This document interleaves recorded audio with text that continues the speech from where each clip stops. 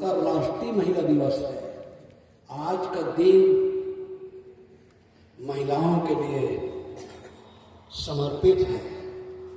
मैं भी इसी पर कुछ विचार रखने का प्रयास करूंगा।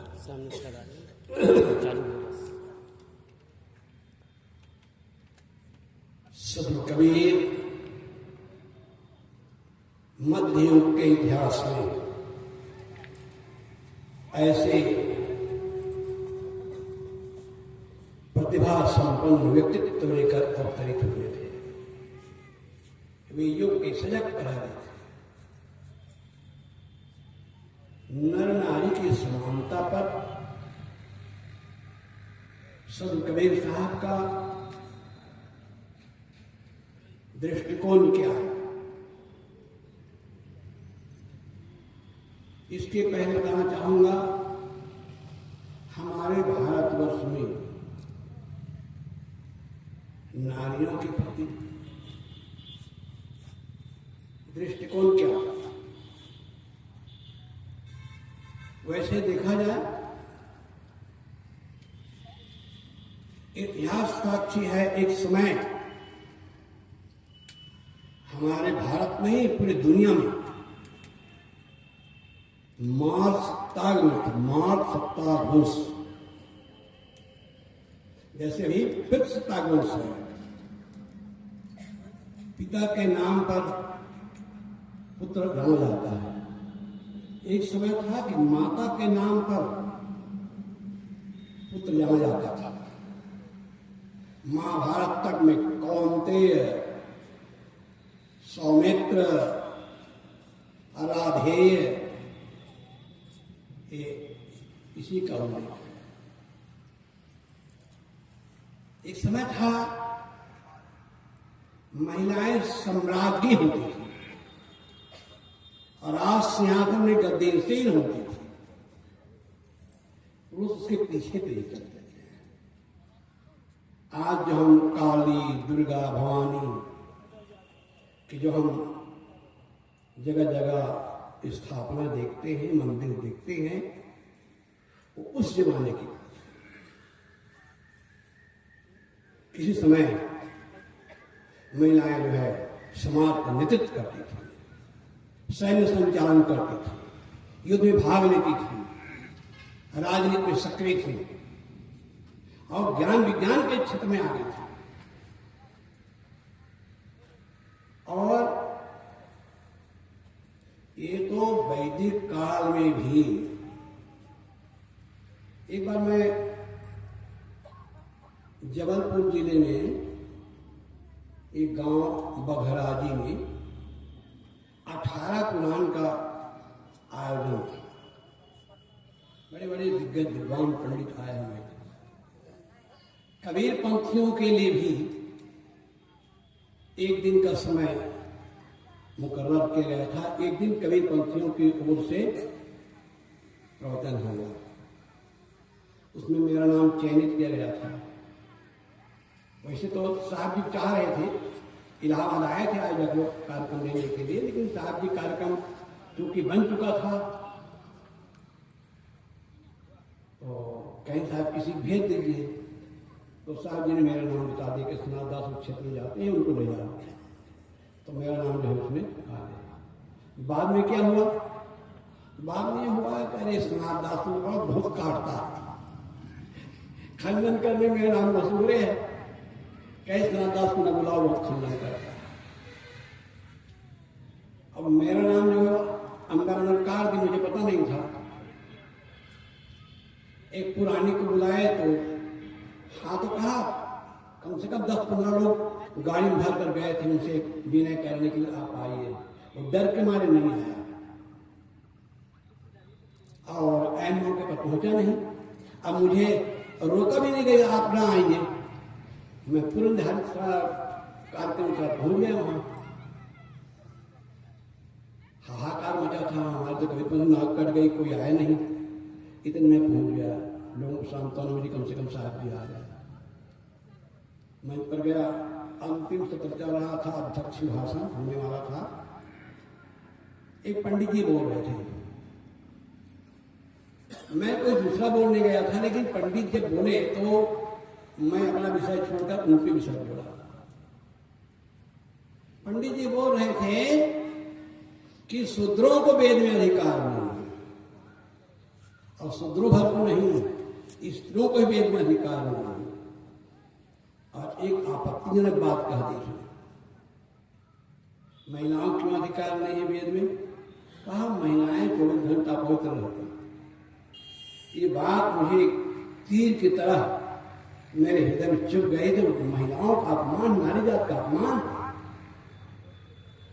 मैंने वहां चैलेंज के साथ कहा, पंडित जी, जिस शूद्रों को तुम वेद में अधिकार नहीं बता रहे हो, उन्हीं विचारों का जो है धन आया है, ये बड़ा यज्ञ हो रहा है। और महिदास ऐतरे कौन थे, कवक कौन थे, सवर कौन थे, गिनाना शुरू किया उन्होंने। इतने लोग जब वेद मंत्र लिख सकते, पढ़ क्यों नहीं सकते? रही बात महिलाओं, अपाला, घोषा, यमी, सूर्या, इंद्रजाया, कितने कितने, कम से कम 1 दर्जन से अधिक महिलाएं वेद मंत्रों की रचिता हैं। जब वेद मंत्र लिख सकती हैं, पढ़ क्यों नहीं सकती हैं? मैंने जब बोलना शुरू किया, अंतिम सत्र चल रहा था, कुछ लोग उठ रहे थे, कुछ जा रहे थे। जब बोलना शुरू किया तो उठ रहे थे, बैठ गए, और जा रहे थे, लौट के आगे बैठ गए। 1 घंटा बोला। अब पंडित जो सिर झुकाया, मेरे प्रवचन के दौरान कुछ बोल नहीं पाया। और जैसे प्रवचन सुबह में 1 सप्ताह कार्यक्रम तुरंत बन गया। वो कहे हमारे यहाँ, हमारे यहाँ, हमारे यहाँ। तो आज के युग में भी एक रहने का ये दुस्साहस। अभी देखो, एक पटेल महिला कथाकार, एक यामिनी साहू छत्तीसगढ़ के, दोनों छत्तीसगढ़ के। उन्होंने कहा तुम महिला हो, तुम्हें व्यास करके वेद कथा करने का अधिकार नहीं है। ये आज की बात बता रहा हूं मैं, ताजा उदाहरण, पुरानी जमाने की बात बता रहा हूं। मैं कह रहा था, किसी समय वैदिक काल में वेद मंत्रों की रचिता ब्रह्मवादिनी निष्काम हुआ। धर्मशास्त्र इतिहास में लिखा है, आचार्यों के सूची में कुछ महिला आचार्य रही हैं, जिनके नाम पर तर्पण दिया जाता था, तर्पण किया जाता था, आदर से सम्मान से उनको नाम लिया जाता था। और उपनिषद काल में आई गार्गी, एक ऐसी विदुषी महिला हुई। उस समय के महापंडित याज्ञवल्क्य थे। 1000 गायें जिसके सिंह में सोने मड़े हुए, दान देने के लगा। जो विजेता होगा ले जाएगा, हाथ ले जाएगा अपने गौशाला में। याज्ञवल्क्य ने कहा, गाय हाथ ले जाओ हमारे कोठे में। गार्गी ने कहा, रुक जाओ, गाय ले जाने आने का पहले मेरा सवाल उत्तर दो।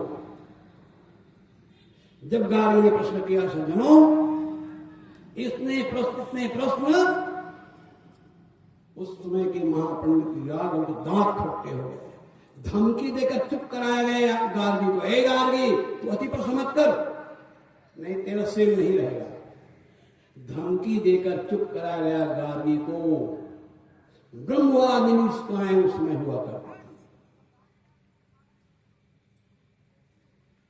जिस देश में ब्रह्मवादिनी निष्काएं हुई, वेद मंत्रों की रचिता मनीषा देवियां हुई, शासन का बागडोर संभालने वाली महिलाएं हुई, आगे चल करके जब मनु का कानून चला तो क्या कहा, स्त्री शूद्रो नाध्यताम, स्त्री और शूद्रों को विद्या नहीं देना चाहिए। न शूद्राय मति ददात, शूद्रों को विद्या नहीं देनी, स्त्रियों को नहीं पढ़ाना चाहिए। फिर तो क्या होता, इतनी अवनति हुई, इनकी गिरावट आई। वो चूल्हे चौके तक, पर्दा तक सीमित हो गई। अशिक्षा, अविद्या, तमाम प्रकार की कुरीतियां, अंधविश्वास, ये दुनिया भर सब करती है। फिर जब जो है एक समय फिर आया, करवट लिया समय, फिर समय करवट लिया। महात्मा ज्योतिराव फूले हुए, शिक्षा के जनक, उन्होंने अपनी पत्नी सावित्री बाई को, पढ़ी लिखी नहीं थी, उसको पढ़ाया और पढ़ा करके उसको शिक्षिका बनाया। और पूना में पहले कन्या पाठशाला उसने खोला, जिसमें गरीब तबके के, जिसको छोटी कास्ट करते हैं, उनके भी घर की लड़कियां वहां पढ़ने जाने लगी। वो घर घर जा करके लोग समझाती थी, पढ़ो लिखो, आगे बढ़ो। जब सावित्रीबाई फुले पढ़ाने जाती थी स्कूल में, सवर्ण हिंदू महिलाएं, दूसरे लोग नहीं, महिलाओं के भी शत्रु महिलाएं हैं, ये बता दूंगा। जब सावित्रीबाई फुले पढ़ाने जाती थी, कहीं ये नाश कर देती, लड़कियों पढ़ा रही है, नरक में जाएगी, गाली गलौज, कीचड़ फेंकते थे, अपमानित करते थे। वो 2 साड़ी रखते थे, बल्कि 3 साड़ी। तो एक साड़ी पहन के जाती थी तो गोबर माटी हो गए, तो उतार घर, दूसरी साड़ी रहते उसको पहन करके फिर पढ़ाती थी। अब फिर वो गोबर माटी वाला जो सने हुए वही पहन करके आ जाता। कितना अपमान सा। मैं तो कहता हूं, अगर कोई सरस्वती हुई है, वो सरस्वती हुई है ब्रह्मा के पुत्री वीणा वादनी, हुई थी कि नहीं हुई थी हम कह नहीं सकते, कि दंत कथा है। लेकिन असली सावित्री, असली सरस्वती सावित्रीबाई फुले, जिन्होंने महिलाओं को पढ़ाया। और साथ साथ भारतीय संविधान में, भारत के संविधान की भूमिका में लिखा है, हम भारत के लोग, हिंदू मुसलमान यहूदी ईसाई नहीं कहा, हम भारत के लोग। ये सब कैसे समाज की व्यवस्था चाहते हैं? समतावादी, समानतावादी, मानवतावादी, जहां भाईचारा, जहां अपने विचार को अभिव्यक्त करने की आजादी हो। ऐसे से हिंदू कोड बिल बाबा साहब अम्बेडकर पेश कर रहे, इतना विरोध किया गया, इतना विरोध किया गया, आखिर में जब बाबा साहब अम्बेडकर के द्वारा जो पेश किया गया हिंदू कोड बिल जब पास नहीं करने दिए, बाबा साहब अम्बेडकर स्वाभिमानी थे, मैं तुम्हारे कानून मंत्री के पद को लात मारता हूं। कानून मंत्री पद से उन्होंने इस्तीफा दे दिया। अब फिर जाकर के फिर आगे चल करके वो पास हुआ, जो पास हुआ, कैसे पास हुआ? जो उस समय के जो कानून मंत्री थे, और रात में जाकर के बाबा साहब अम्बेडकर के से सुन करके, पढ़ करके, याद करके आते थे, और लोग सभा में आकर के उगल देते थे। तब जाकर के हिंदू कोड बिल फिर पास हुआ। महिलाओं को पति के मारने पर जिंदा जला दिया था। राजा राम मोहन राय के उनके भाभी 21 वर्ष की थी, उसके भाई मर गया। उनकी भाभी कहती मैं नहीं मरूंगी, मुझे बचाओ बचाओ। हाथ पांव बांध के ढोल ढोल बजाते हुए, हल्ला गुल्ला करते हुए उसको झोंक दिया गया। पता नहीं कितनी कितनी ऐसे बात हुई। राजा राम मोहन राय जब इसको याद करते थे जब अपने भाभी को जो उन्होंने मरते देखा था, वो चिल्ला रही थी, तड़प रही थी, पुकार रही, गुहार लगा रही थी। जब उसको याद करते राजा राम मोहन राय, उनके दोनों आंखों से गंगा जमुना बाहर निकलती थी। अभी मैं पढ़ रहा था, अभी पढ़ के याद रहा, स्त्रियों को मारने का अधिकार देगा। स्त्रियों को पुरुष मारे और मर जाए तो उस पर कोई 300 लोग मुकदमा नहीं लगता। अभी पढ़ के आ रहा हूं, अभी पढ़ रहा हूं, समझ आ गया कैसे। संवैधानिक शक्ति मिली, संवैधानिक शक्ति मिली तब देश के इतिहास में, भारत के इतिहास में सबसे पहले प्रधानमंत्री हुई इंदिरा गांधी। और उसमें भी जो सर्वोच्च पद होते हैं, राष्ट्रपति का पद, प्रतिभा पाटिल जी महाराष्ट्र की पहला महिला राष्ट्रपति,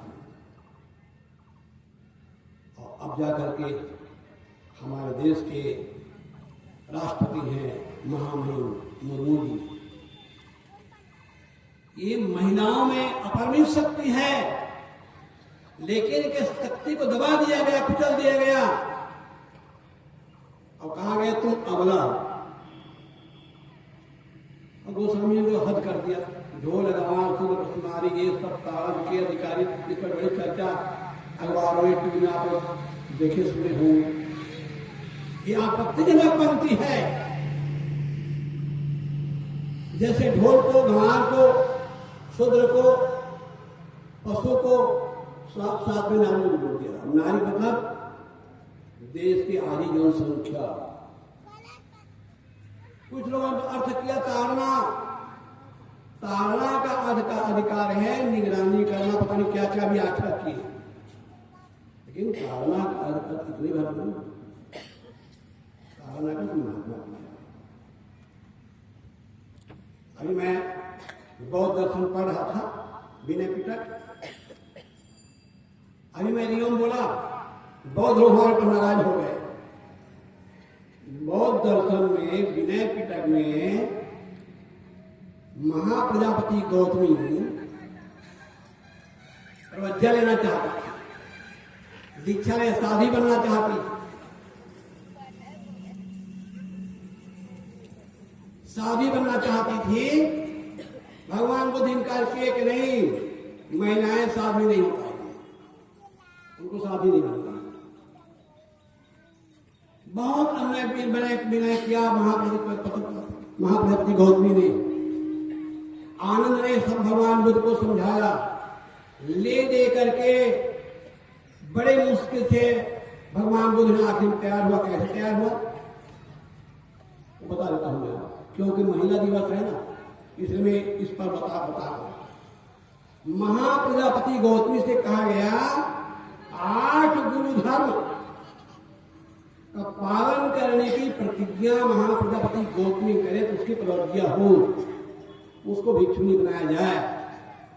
और 8 जो गुरु धर्म में क्या है पूरा नहीं बताऊंगा, क्योंकि हमारे पास समय की तकाजा है, मैं संक्षिप्त करना चाह रहा हूं। पहला गुरु धर्म में क्या है, 100 साल से एक भिक्षुनी है। कितने साल से? 100 साल से भिक्षुनी है, साध्वी है, और आज अभी साधु हुआ है, अभी साधु हुआ है, तो उसके आने पर खड़े हो, हाथ जोड़े। मैंने कह दिया अरीवा की सभा में, ये तो मुस्लिम बाप है। मेरे पर और भी बहुत नाराज हुए कि आप कैसे बोलेंगे। मैं कहा मैं बोल रहा हूं, बिना प्रमाण के बात नहीं करता हूं। विनय पिटक देखिए, विनय पिटक में लिखा है, जो बौद्धों के 3 जो पिटक है, अभिधम पिटक, सुख पिटक और विनय पिटक। विनय पिटक एक प्रकार संविधान ही है। अब एक बात और बताऊं, अभी तक